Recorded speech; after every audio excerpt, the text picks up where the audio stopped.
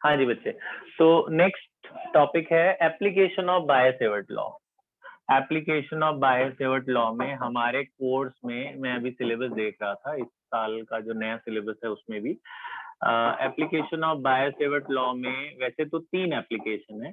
पहली एप्लीकेशन है magnetic field due to straight current carrying conductor.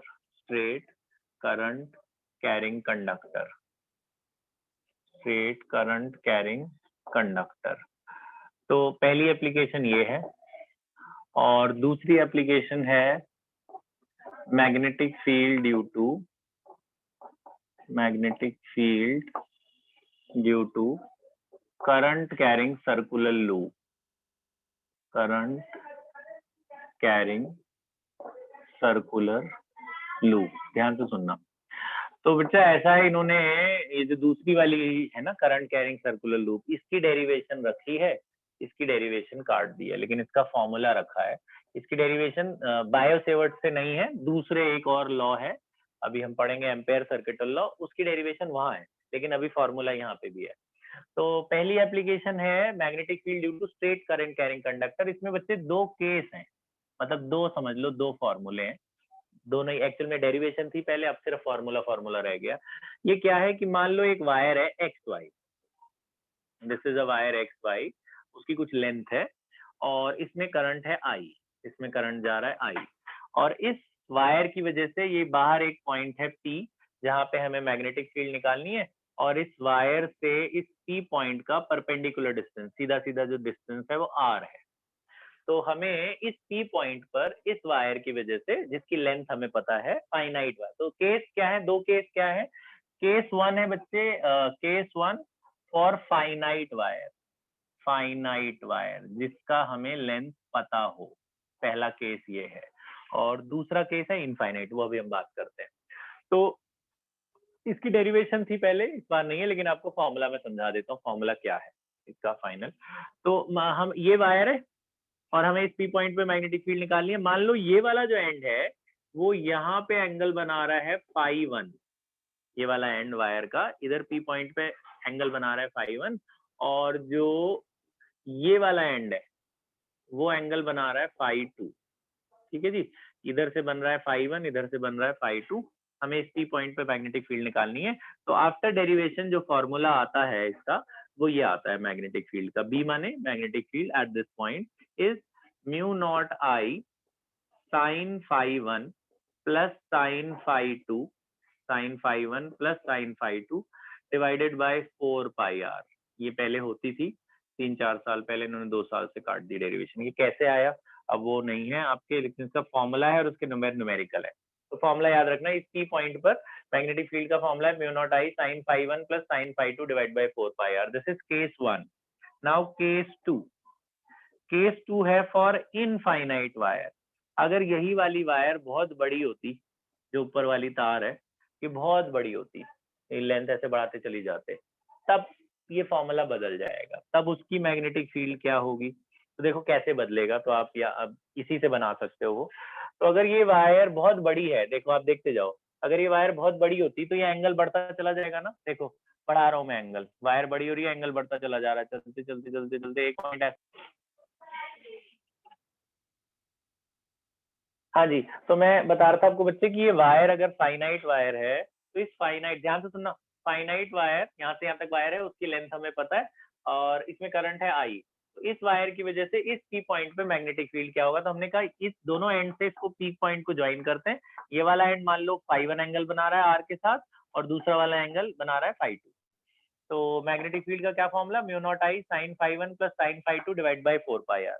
ये पहला केस है for finite wire. Second case for infinite wire. Infinite wire मतलब अगर ये वायर बहुत बड़ी हो जाती तब। तो अगर ये वायर बहुत बड़ी होती तो देखो आप देखते जाओ, ये एंगल भी तो बड़ा होता जाता। तो ये वायर देखो बड़ी कर रहा हूं मैं, वायर बड़ी होती जा रही है, एंगल ज्यादा होता जा रहा है। एक पॉइंट पे ऐसे जाते जाते ना इनफाइनाइट मतलब ऐसी चली जाएगी ना पैरेलल। इनफाइनाइट में मतलब वो, इनफाइनाइट में वो जो आपकी वायर होगी, ये जो एंगल है वो बढ़ते बढ़ते बढ़ते बढ़ते यहाँ पे एक तरह से आप कह लो कि ये 90 डिग्री हो जाएगा एक एंगल। ऐसे दूसरा वाला एंड भी ये वाले को भी अगर हम बढ़ाते जाएंगे तो दूसरा वाला एंड भी बढ़ते बढ़ते आपका, क्योंकि ये वाली वायर भी इनफाइनाइट तक जाएगी, तो ये वाला एंगल भी बढ़ते बढ़ते आपका 90 हो जाएगा। तो for infinite wire phi1 and phi2 becomes 90 degree. क्यों? आपने देखा कि जैसे जैसे वायर की लेंथ बढ़ती रहेगी, एंगल भी बढ़ते बढ़ते बढ़ते पैरेलल सा चला जाएगा, इससे ज्यादा बड़ा तो हो नहीं सकता। तो phi1 phi2 आपका 90 हो गया। तो अगर आप यहाँ 90 डालते हो तो ये फॉर्मूला कैसे चेंज होगा, आप खुद ही देखो, म्यू नॉट आई, यहाँ पे अगर 90 डालते हो तो साइन 90 प्लस दूसरा वाला भी 90 हो गया, साइन 91 होता है, तो 1 + 1 2, 1 + 1 2, और यहाँ 4 पाई आर, तो 2 से ये 4 कट जाएगा, तो 2 से जब 4 कटेगा तो नीचे क्या बचेगा जी, 2 पाई आर, 2 से 4 कट के बचा 2 पाई आर। तो ये आपका फॉर्मूला बना, mu naught I divide by 2 pi r. ये कैसे आया आपने देखा, यहाँ पे जब आप 90 डालोगे साइन 91 होता है, 1 + 1 2 हो जाएगा, 2 से 4 कट जाएगा, 2 आ जाएगा। तो मैग्नेटिक फील्ड का फॉर्मूला हुआ mu naught I divided by 2 pi r for infinite wire. ज्यादातर यही इस्तेमाल होगा, ये वाला फॉर्मूला ज्यादा इस्तेमाल होगा न्यूमेरिकल में, क्योंकि बेसिकली जितने क्वेश्चन देंगे सब इनफाइनाइट वायर वाले देते हैं। अच्छा, केस 2 मतलब दूसरा एप्लीकेशन, ये पहला एप्लीकेशन है, इसकी डेरिवेशन नहीं है लेकिन इसके फॉर्मुलेज हैं, इन पे न्यूमेरिकल आते हैं। अच्छा, ये जो दूसरा वाला पार्ट है इसकी अलग से डेरिवेशन भी है, मैं बताऊंगा, दूसरे लॉ है, एक और लॉ है इस चैप्टर में। अच्छा, सेकंड वाली की डेरिवेशन है, आप डेरिवेशन सुन लो फिर मैं स्टेटमेंट लिखा दूंगा। सेकंड क्या है, पहला था स्ट्रेट वायर जिसमें करंट है, उसकी वजह से बाहर कितनी मैग्नेटिक फील्ड होगी। दूसरा क्या है, दूसरा है एक सर्कुलर लूप, ये एक सर्कुलर लूप है, इसमें मान लिया जाए यहां से करंट जा रहा है और यहां से वापस आ जा रहा है, यहां से करंट वापस आ जा रहा है। तो इस सर्कुलर लूप में जिसके अंदर करंट है, इसके सेंटर पे मैग्नेटिक फील्ड क्या होगी, ठीक है, एट दी मैग्नेटिक फील्ड यहाँ लिख लेना, एट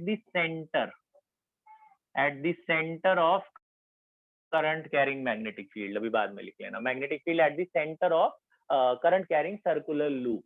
तो सर्कुलर लूप जो गोल सा है और इसके सेंटर पर कितनी मैग्नेटिक फील्ड होगी अगर इस लूप में करंट है, तो इसकी डेरिवेशन है, ध्यान से सुनना। तो हम ऐसे लेते हैं जी, मान लेते हैं ये जो लूप है इसका एक छोटा टुकड़ा है dl, this is a small length of this circular loop, ठीक है, small length dl of the circular loop. Now this dl is connected with the centre of the loop, तो ये रेडियस होगा, इस लूप का रेडियस होगा r। अच्छा, ये जो हम लेते हैं जनरली, हम जो ये लेते हैं dl, ये एक टेंजेंट टाइप लेते हैं। तो आपने 10th में पढ़ा है कि टेंजेंट रेडियस के साथ 90 बनाता है, टेंजेंट रेडियस के साथ क्या बनाता है, 90। तो ये जो dl है, जो dl वेक्टर है, it act tangentially to the small portion of the loop. तो ये लूप का स्मॉल पोर्शन को हम लोग ले लेते हैं, ये छोटा टुकड़ा है, तो ये जो dl वेक्टर है और जो r है वो कितना एंगल बनाएगा, ये 90 डिग्री बनाया, क्योंकि टेंजेंट रेडियस के साथ 90 बनाता है। तो पहले मैं जब dl ले रहा हूं तो हम ऐसे लिखेंगे, क्या लिखेंगे, according to Biot-Savart law, according to Biot-Savart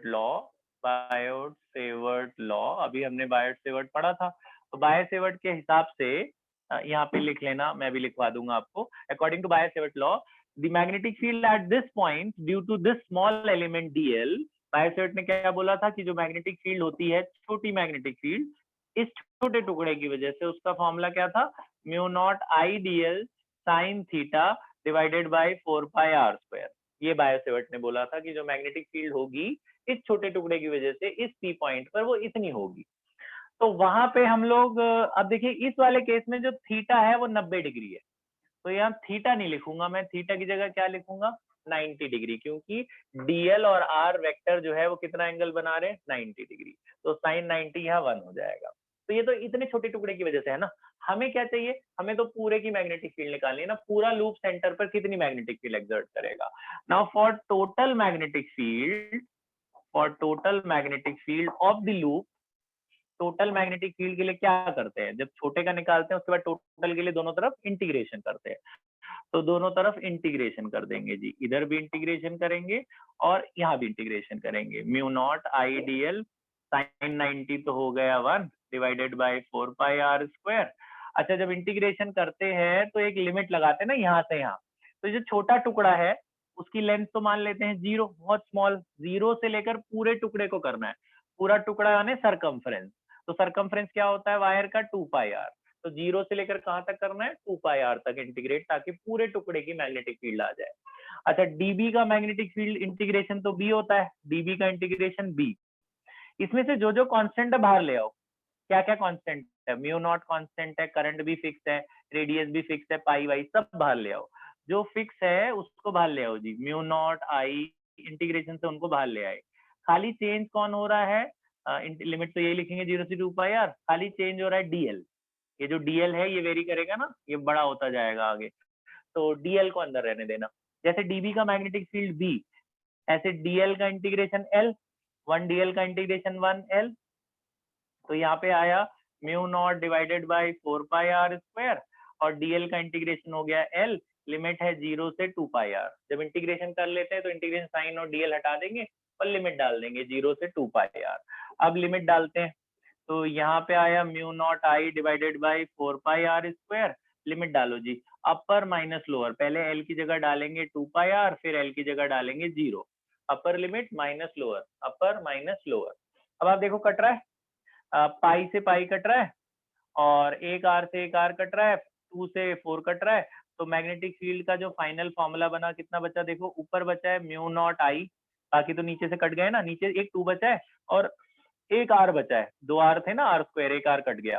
तो magnetic field at the centre of the loop is this mu naught I divide by 2 r. Centre पर कितनी मैग्नेटिक फील्ड है, mu naught I by 2 r. देखो इन फॉर्मूले को याद करने का तरीका, ये दोनों एक जैसे ही है फॉर्मूले। इनफाइनाइट वायर का फॉर्मूला है mu naught I by 2 pi R, और सर्कुलर लूप के सेंटर का फॉर्मूला है mu naught I by 2 R. इन दोनों में बस पाई का फर्क है, यहाँ पाई होता है यहाँ नहीं होता, बाकी दोनों फॉर्मूले सेम है, ये ऐसे कंपेयर करके याद हो जाएगा। तो इनफाइनाइट वायर का ये magnetic field mu naught I by 2 pi r, उधर सर्कुलर लूप के सेंटर पर mu naught I by 2 r. तो हमने क्या किया, पहले छोटे टुकड़े की वजह से मैग्नेटिक फील्ड लगा लिया जो बाय सेवर्ट ने बोला, फिर उसे टोटल का लूप का चाहिए हमें, तो इंटीग्रेशन कर दिया, कहाँ से कहाँ, 0 से लेकर पूरे सरकमफ्रेंस 2 पाई आर का। तो इधर डीएल बचा, डीएल का इंटीग्रेशन है, लिमिट डाल दिया अपर माइनस लोअर, पहले अपर फिर लोअर, फिर कट कटा के आ गया mu naught I divide by 2 r. Pause कर दे बेटा।